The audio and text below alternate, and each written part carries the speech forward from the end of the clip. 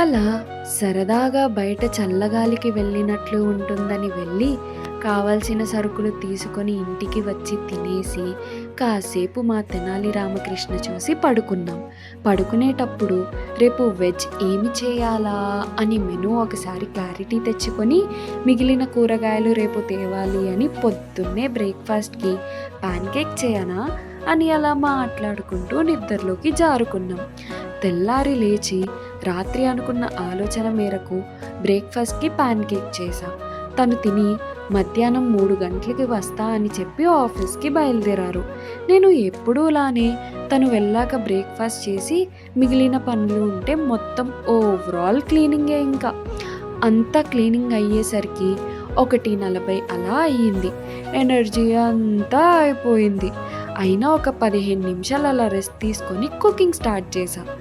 పనిలో పని అయిపోతుంది అన్నట్లు 2 కుక్కర్లు నిండా రైస్ పెట్టేశా.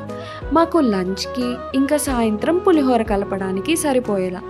మా వారు వచ్చేసరికి కుకింగ్ అవుతూ ఉండగా వచ్చి ఆకలి అవుతుందే అంటూ పొట్ట పట్టుకున్నాడు. నేను అలసిపోయాను అంటూ వంట పూర్తి చేసి తిని పులిహోర కలిపేసరికి అటు ఇటుగా 4 అయ్యింది.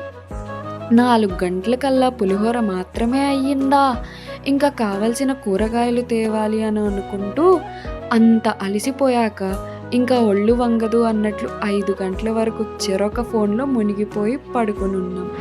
ఎంత గింజుకున్నా మనిషి లేవడం లేదు అని అంట్లు తోముతూ కోపం ప్రదర్శించేశా.